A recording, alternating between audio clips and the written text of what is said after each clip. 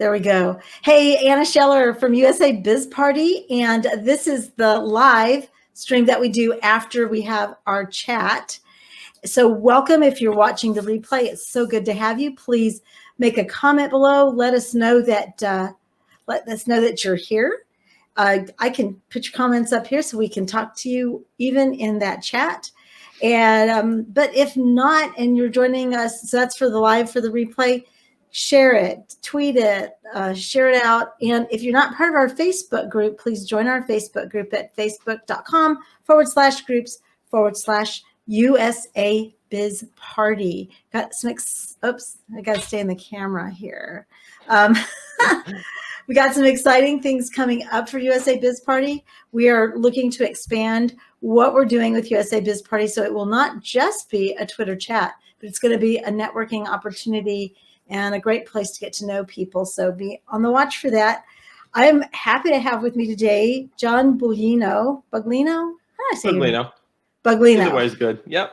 Okay. So, and John is with Optessa. And tell folks what Optessa does. You told me, but tell everybody here what Optessa does.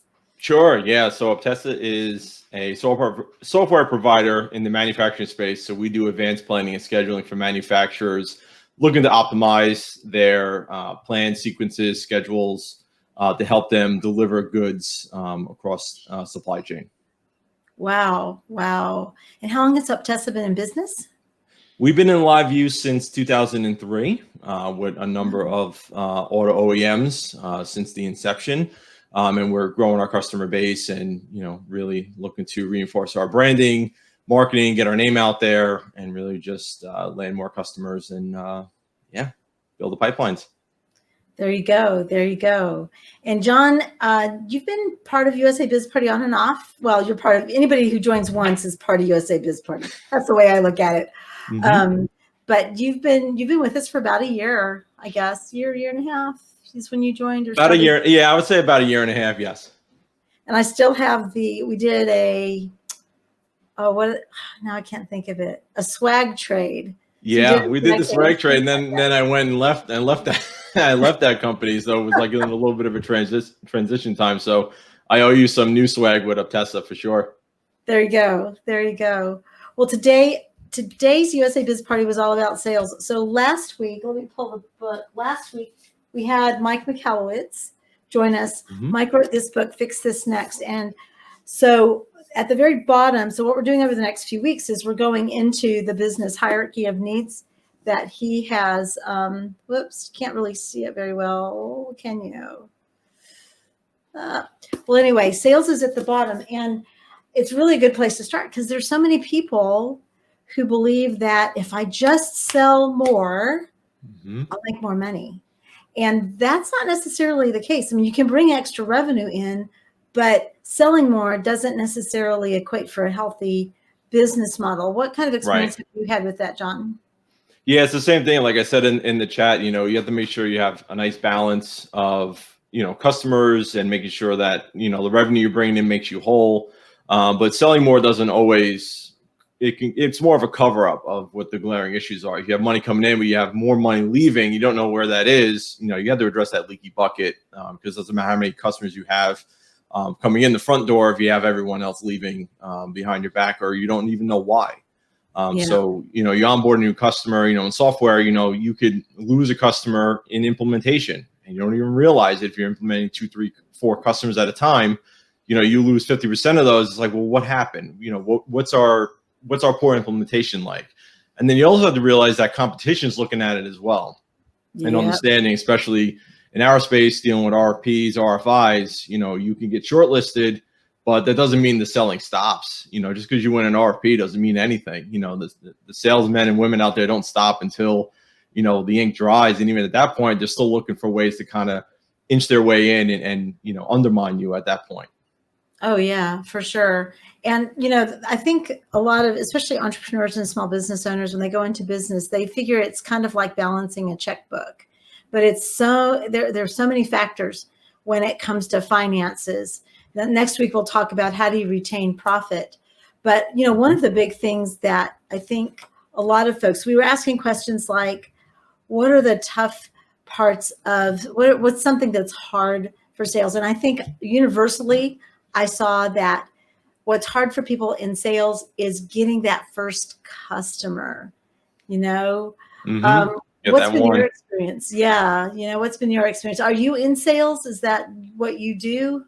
Yeah, marketing and sales. So I'm helping our business development representatives and making sure that, how we're positioning ourselves to our current customers, making sure we're able to grow within our customer base and also land, new logos for the business as well.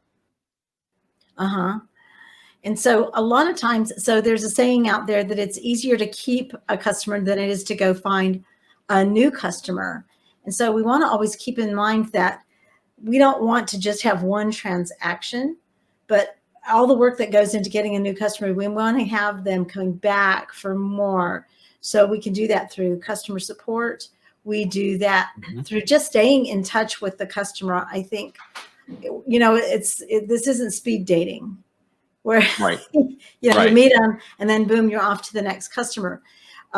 Maybe if what you have is more of a commodity type of a thing, that might be appropriate, or you're at a retail, but even retail stores, you want to build rapport with your customers so that, if I have a choice between Walmart and HEB, I'm going to choose HEB for these reasons, and so let's talk a little bit about that. So you mentioned, keeping the customer. So we work hard to get them. How are we keeping them? So what are some of the metrics you guys use? So we being in software, we have, implementation that can be, 3 to 6 months in length, but then we have a subscription model, which is a 3-year subscription model. So what's funny is you have the customer for 3 years, right? But at that same time, by the end of year 2, as you enter year 2, you're already talking about retaining, because that last year, they are your customer, but that doesn't mean that they're not looking at that contract going like, okay, this contract is expiring. You have to make sure, I would say within 6 months of a contract expiration, you should already have a renewal on their desk.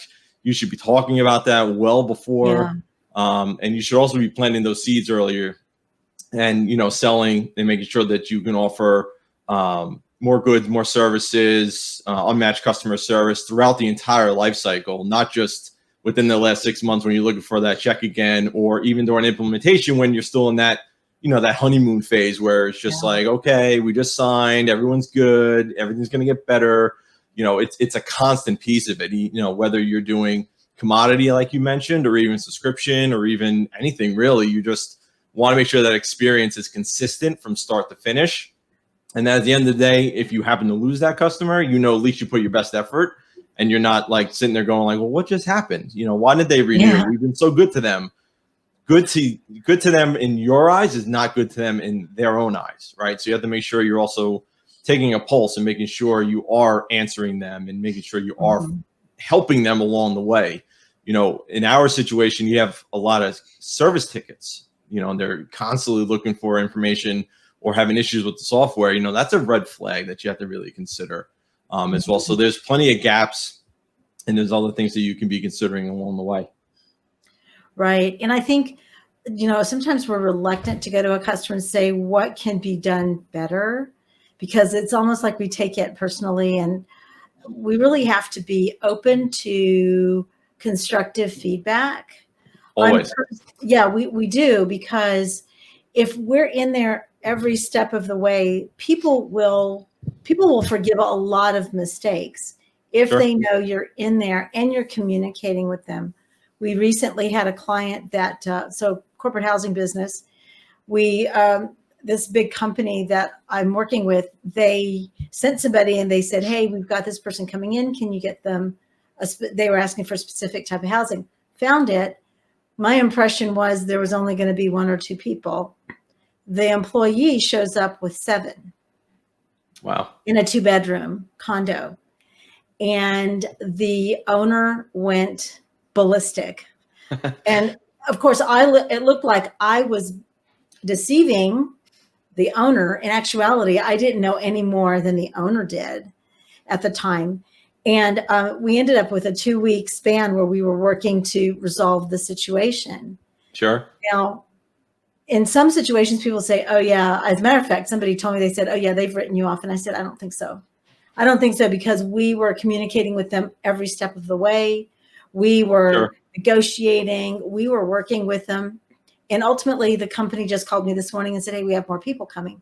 So the thing is problems are really opportunities to really show that your customer is the most important person.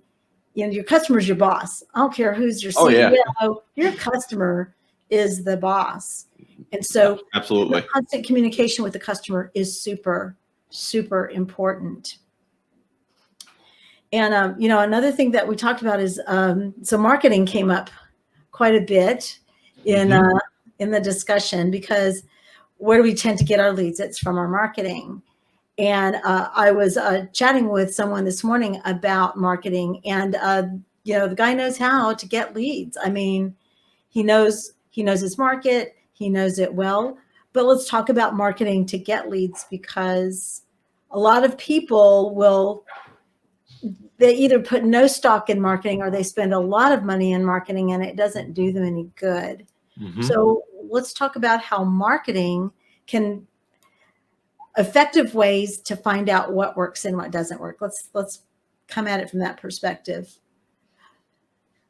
Yeah, absolutely. I mean, there's so many ways to think about it, and the more that I'm doing my own research, you hear a lot about ABM, account-based marketing. You hear about quality over quantity. Just keep on throwing leads over the fence, or just have sales and SDRs and BDRs just continue to qualify. And if we send them over 100, if they get 10, it's a good day for us. That's not really the case. That's kind of the old way of looking at it. We have to be very strategic with the marketing. Some individuals, some companies can be everything to everyone. And then, more is definitely more, because you're just getting that exposure. But something like what I'm doing with Optessa, not everyone is a fit. Not everyone's a fit, whether it be from a price point, whether it be from what they're looking to optimize. When we're looking at the manufacturing, we have to make sure that there's a value in what they're producing, there's volume, and there's variety. So when thinking about our best customers are in the automotive industry. Who are not our great customers, the guys that are making paper clips. Why? Well, because auto manufacturing, you have from the paint, from the attributes, to the variety of cars, trucks, SUVs, everything in between. That's where we come in, and that's where our software really shines. If you're producing, like I said, a billion paper clips, like we can't really optimize that for you, because it's just a matter of just streamlining your processes, and that's something we don't fit in. So it's a lot of sifting and going through and making sure what we do send over to sales and what we do move to them to, further work or demo or qualify are those that check off those immediate buckets, right? So you have to make sure you have a vetting process up front. This way you're not having your sales team come back and go, you know what, I'm tired of, requalifying or qualifying or doing all this work. Yeah. Just send me the stuff that's ready for me to look at.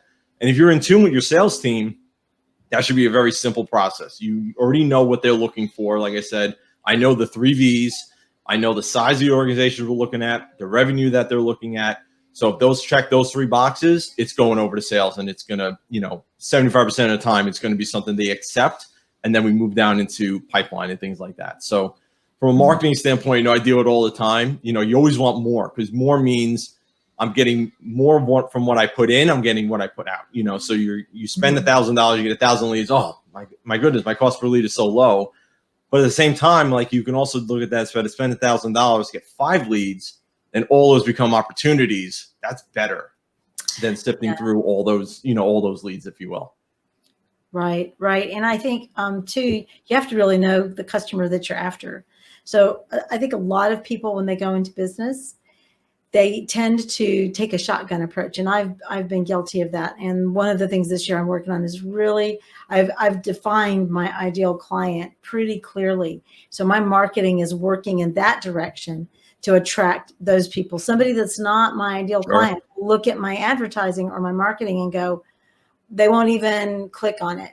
But somebody who I can serve best.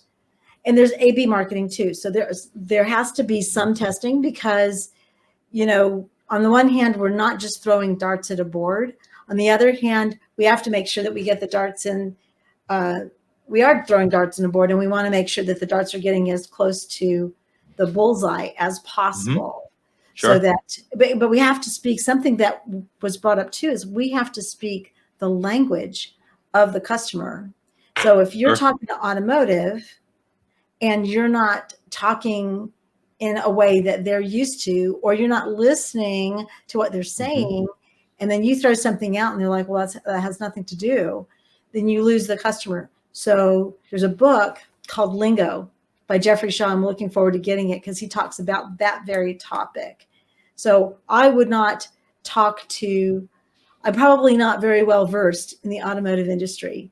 So I'm probably not a good salesperson for the automotive industry, but I am well versed when it comes to sales troubles that entrepreneurs have. You know what I mean?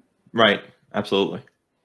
So, yeah. I think I agree with that. The whole piece of the lingo, I was having a, conversation with someone else in the industry, and they said, we're buried in acronyms, right? So, oh gosh, yeah. and internal, how we call it and we term it, there's MRP, MES, all these different acronyms, even in my industry, and then when I was working in HR, it was even more acronyms in that space. But when he's going out to a prospect or customer, that's not what they're talking about. That's not what they're speaking about. They're speaking in more exact terms. They're not using acronyms. They're using, we'll call them, we speak in short form, but they're actually speaking in long form. Right. Yeah. So, and then the system they utilize, they're not calling an ERP. They're like, oh, here's my resource planning system. It's like, you're who? Oh, okay. Now I get it. So you have to understand, like you said earlier, you have to go back and listen and understand them and build that rapport and understand what they're doing. And then when you go back to your internal team, you can use any jargon or lingo you want. Right. But when you're talking to your prospect or customer, speak their language, and it's going to go a lot further. Yeah. And so many times we think, well, if I just wow them with what I know, but it isn't about what you know. It's about what you hear. It's about what they hear from you. When you were talking about all the acronyms, I remember when I was in the military, I was sitting at a meeting and I was next to the lieutenant colonel. I'm a butter bar. I'm a second lieutenant. And something flashed up, and it was an IFR. Something was wrong with an IFR door. And I didn't recognize the acronym. So I argued with the LC in front of the full bird. And, the guy's just looking at me like, you're an idiot. But what happens is if we use lingo, if we use jargon, we create those disconnects. That ended up costing my team work. And they just looked at me and said, why'd you do that, Lieutenant? And I'm like, brain fart, whatever. But I knew the lingo, but at that moment, if somebody had said the in-flight refueling door, I would have clicked. It would have made sense to me. But we don't want to have those kinds of disconnects, because those kinds of things can put a customer on guard, and they'll go, I don't know that this is the right person. And that's where you get the objections. Well, I think I need to think about this, and let me go talk to my team. And even if they have to talk to the team, the impression that they're getting is not one of, I want to work with this person. It's, I think I'll need their Bible first. I'll need their dictionary before we work with them. So you got to be really, people need to hear what they're saying to you. I mean, word for word, even because then you're really listening and you're not formulating in your head, oh, how can I found myself doing this. I was meeting with somebody this morning, and I realized as I was meeting, I was, taking notes and starting to write my own notes. And I thought, wait a minute, this isn't the time for that. So I started writing down what that person said so that I could say it back to them. And that's a key in sales. It's a key in negotiation. It's really a key in life to help people know that they're important to you. Yeah. The best salespeople that I've encountered know, going into either a negotiation or going into a call, to know it's not about you. It's 100% not about the salesperson. It's not about the product you're selling. It's about asking the right questions to get the customer or prospect to tell you what they need. And then for you to determine, I can help or I can't help. And if I can help, I'm going to, again, use their words, and I'm going to meet them at their pain point and figure out where we can work together. And then that's going to make a better sale. If you go into a sales pitch and all you're doing is pitching, they've already tuned you out. Yeah. They don't care about me. They don't know what I'm dealing with. They haven't even asked why we're even here today. So that's what it is. So as soon as you learn to just, it's blunt, but shut up and listen, that's where you become a better salesperson for your company. Yeah, there's a great guy. His name's Ben Gay III, and Ben Gay grew up in the Fuller Brush days. Door-to-door salesman. He was a contemporary of Zig Ziglar, and he was really good at selling. Very, very good at selling. And he brought with him somebody that he was training. So every time there was a silence in the conversation, the young trainee would start to pipe up. So he would tap his foot. He would tap the guy's foot. And finally, it got to the point that when they left, the young trainee said, "Why didn't you talk more?" He said, "Because I made the sale by listening more." And that's been, some people say, well, there's new sales. There's not new sales. There might be new ways we make sales, especially with COVID, but there's not new sales. Yeah. Sales is about building relationships and helping everybody else get what they want or they need in order for them to thrive and grow. Our goal should always be to help people thrive and grow. Agree. 100% agree with that. Awesome. Well, thank you so much. And thank you for you that are joining on the replay or you're with us live. It's been a delight to be with you. We are going to take the next step up. So we talked about sales. Next week, we're going to talk about how do you keep that money?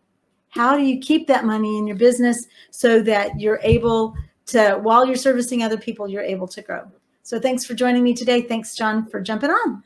Thank you for having me. It's been a pleasure.